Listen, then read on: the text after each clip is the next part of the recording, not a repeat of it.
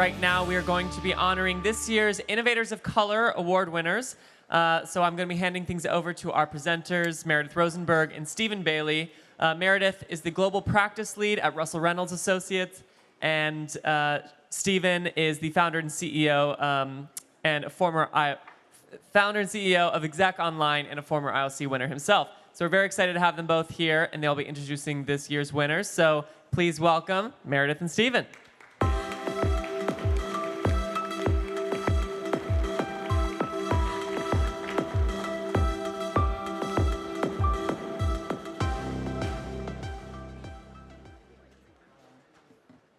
Hello, everyone. Good afternoon. As I look around the room, this is such an extraordinary gathering of people, not just because of the sheer number of attendees, but just because we have all arrived here on very different paths. And I'm not talking about all the airlines that were canceled, but because we've all have different perspectives, different backgrounds. As we know, there is no linear journey. But we know we're all here, and I mean physically here in the room and virtually attending the summit, and also here in the sector, because we all believe fundamentally that everyone deserves the opportunity of education and equal access to education. No matter what, that's all, that's it, to be able to create the future that they want, that we want. Russell Reynolds has supported the Innovator of Color Award, I think almost since the award's inception. And this award recognizes individuals who have harnessed their passion to do extraordinary work, who have had impact at scale and have moved rocks and sometimes mountains that have been in their own lives so they can help remove obstacles for others. We're celebrating 2 award winners today, celebrating their respective journeys, their creativity, their tenacity, their vision, and their impact. I'm so pleased to be sharing the stage right now with Stephen Bailey, who's just an incredible person and leader, and who is also the 2021 Innovator of Color. Stephen will introduce our first recipient.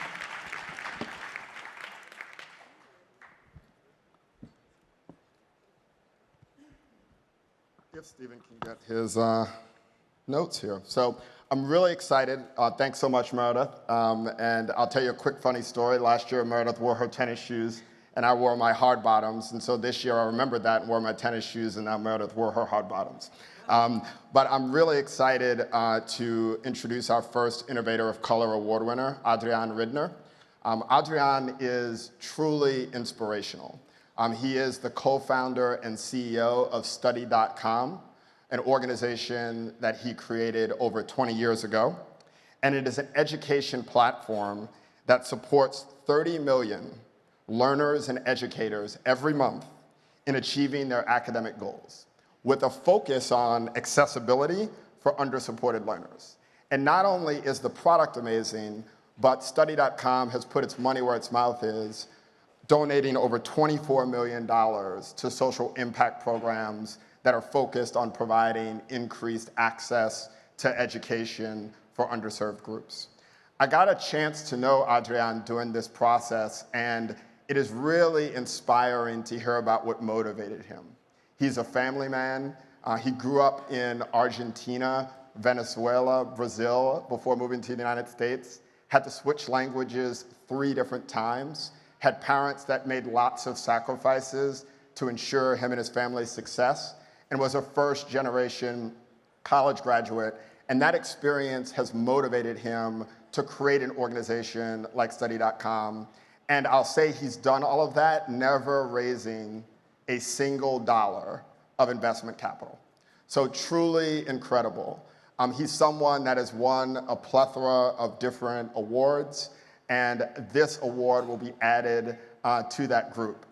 So I would like to really congratulate Adrian on being this year's ASU+GSV First Innovator of Color Award recipient. Adrian, come on out.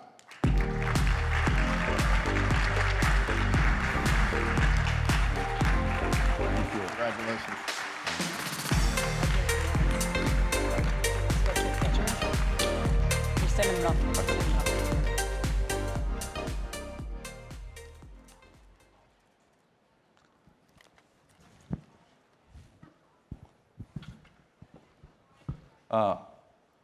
Muchas gracias. Es un honor. Buenas tardes.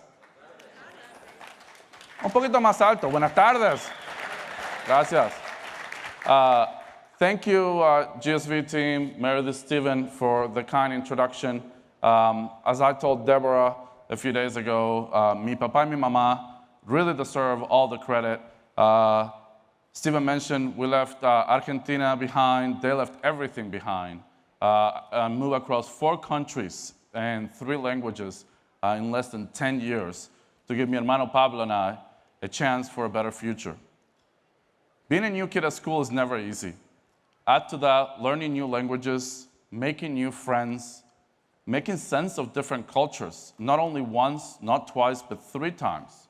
It was hard, and I had to figure out how to adapt. It's a story that is very familiar to the 45 million immigrants who are living in the US today.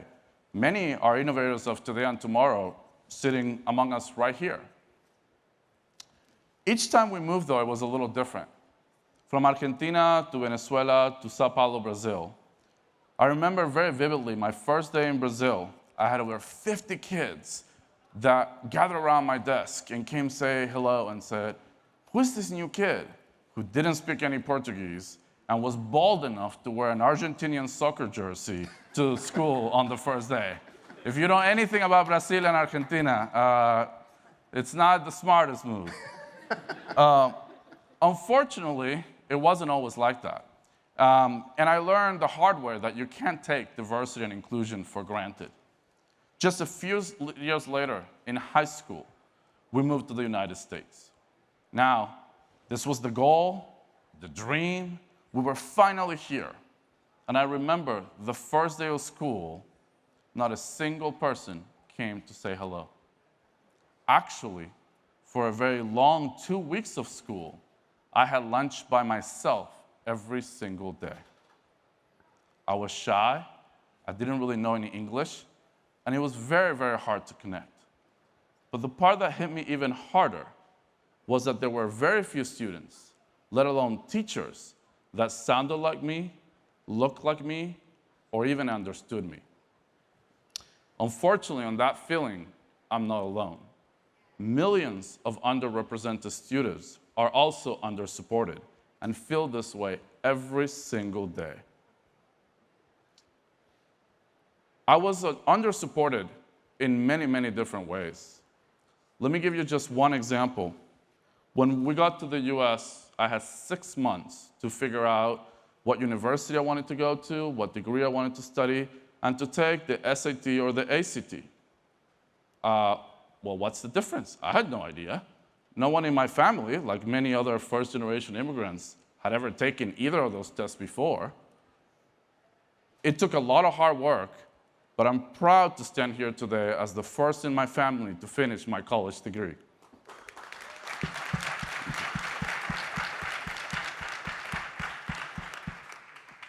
And even though I didn't have the full support of the system, thankfully, I had the full support of my family, and they were my inspiration. When we lived in Argentina, mi papá had 3 jobs to make ends meet. His work ethic, his determination, including learning about mainframes on an overnight job, inspired me and fed my interest for technology and software engineering. But where I really, really learned to work hard was mi mamá. See, mi mamá left her passion and her job to become the main teacher for mi hermano Pablo. Pablo has special needs. And if you think the system didn't support me, it really, really didn't support him. But she understood we all learn differently. Pablo's a visual learner. He's an experiential learner. He needed things in small bite sizes, so she innovated. She brought different approaches until she identified what worked for him. Mi mamá never went to school to be a teacher, never got any credentials, but she's the most successful teacher I have ever known.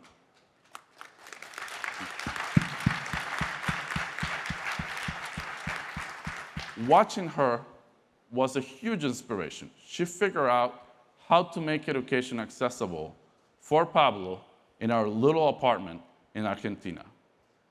And that inspired me. I wanted to carry that forward for the whole world. I'm just so thankful that I've been able to dedicate myself to that mission and help pay it forward and unlock better futures for so many others. Making education accessible for everyone is our mission as Study, especially for under-supported learners, because we all deserve a chance. And I've dedicated the past 2 decades to pursuing this mission. Now, I'm not going to claim it was guaranteed that I would stand here today. Many of you probably who are also first-generation immigrants will relate to this. It wasn't my parents' dream. You can picture that conversation. Sí, hijo, go ahead. Don't decline a safe, secure job in tech after all this work and all that we've gone through. Bootstrap this company. Oh, go into insane amount of credit card debt to bootstrap this company and follow your calling. That's not exactly how it went, but 20 years later, Mama and Papa are very proud of the work we do at Study and the 30 million learners and educators that we help every month on the platform. Thank you. I'm personally most proud of how we brought actually communities and organizations together to create sustained social impact. For example, our Working Scholars program, which works with local communities and schools and cities, and we split it off as a nonprofit, helps working adults with a free pathway for a college degree. What really makes me proud is 74% of the Working Scholars graduates are first in their family to get their degree, and 77% are students of color. Thank you. Across all the programs, all of our college programs, we've saved students over $200 million in tuition costs. And that is just incredible. I would have never been able to dream we would be able to do that. I'll tell you another program that is really close and personal to me. And I think if COVID taught us anything, is teachers are the real heroes. And we need more of them, and we need more of them that represents all of us in this room.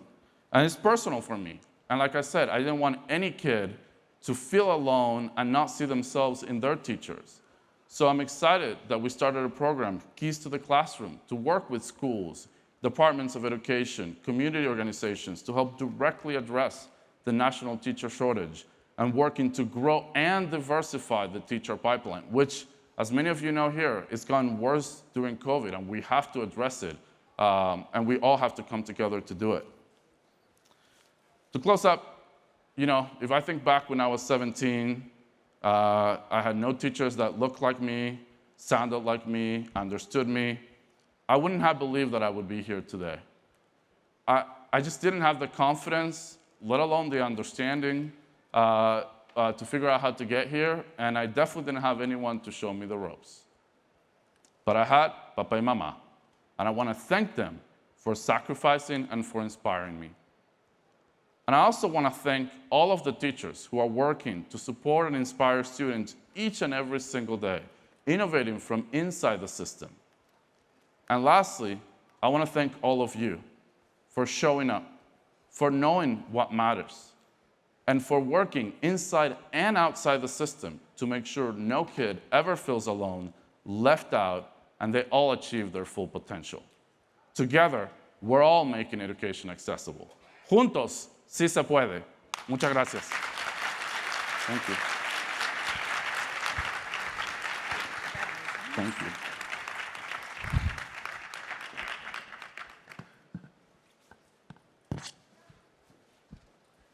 Our next award winner is Freeman Hrabowski. He is current president of UMBC.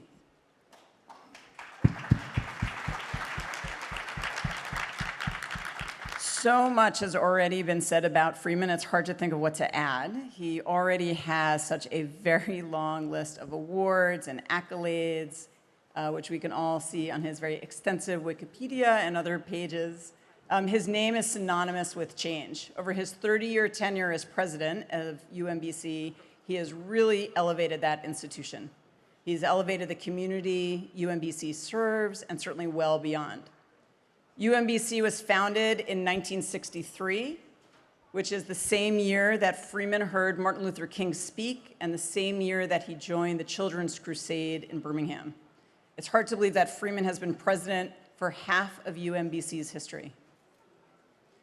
Freeman shared with me when we spoke last week that all of his life he wanted to teach. He just knew, and he really has a gift.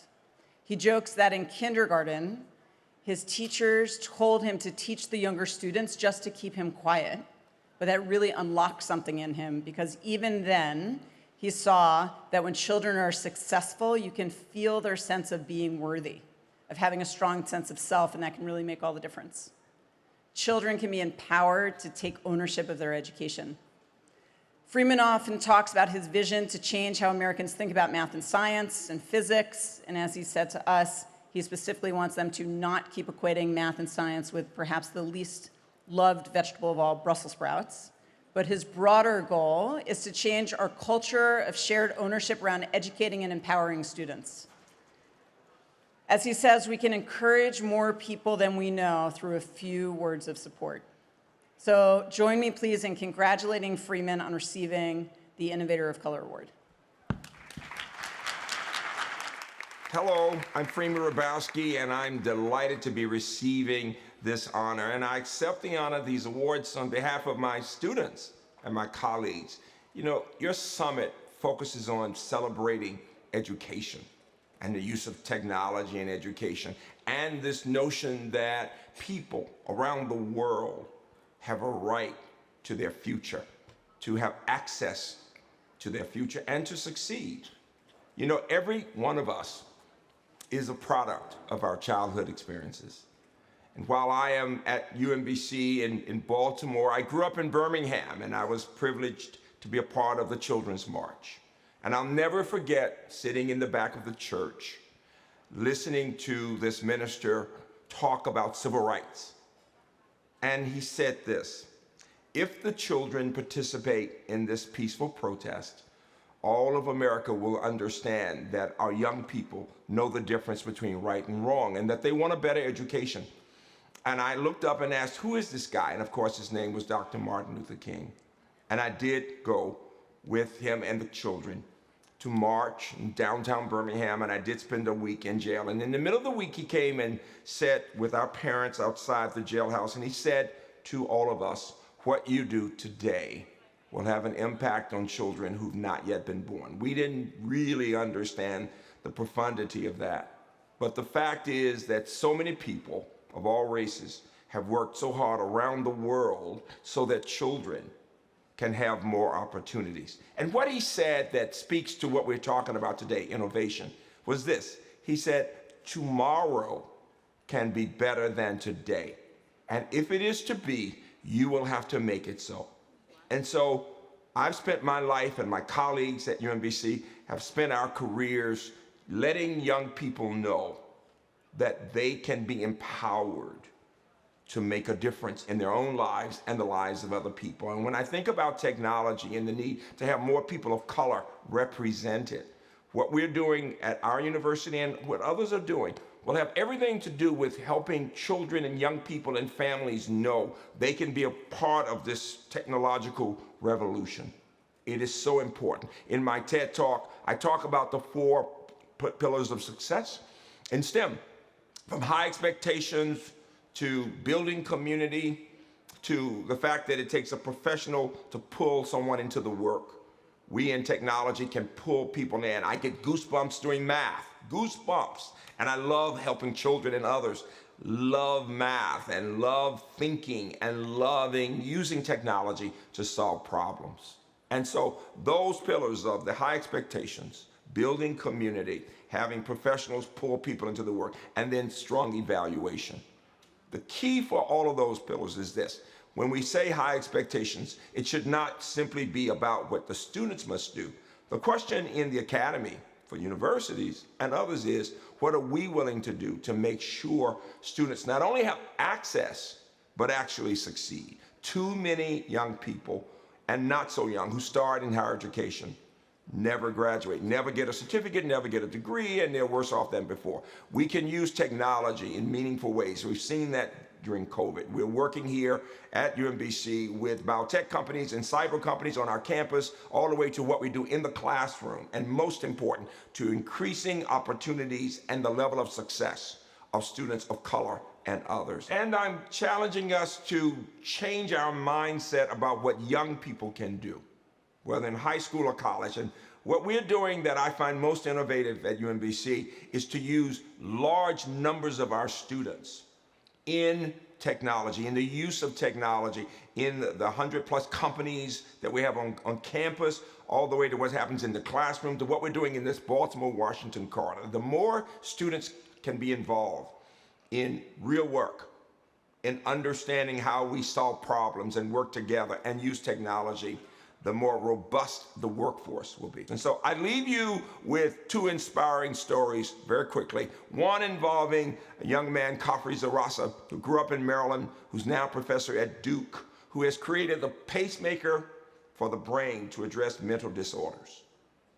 An amazing story, African American who literally is changing lives through technology and through medicine, and through believing in the power of technology and thinking to help us all. And the last story about Dr. Kizzmekia Corbett, another of our graduates, who has become the first Black woman in the world to create a vaccine. She, along with Barney Graham there at NIH, literally created the vaccine that you're using if you took the Pfizer or the Moderna vaccine. And she's now at Harvard. Why do I tell you those stories? Because we must see. A part of innovation is seeing more women and people of color who are understanding we can all be in this work. We can all be involved in technology. We can all keep hope alive. Thank you again very much. Congratulations again to our IOC winners.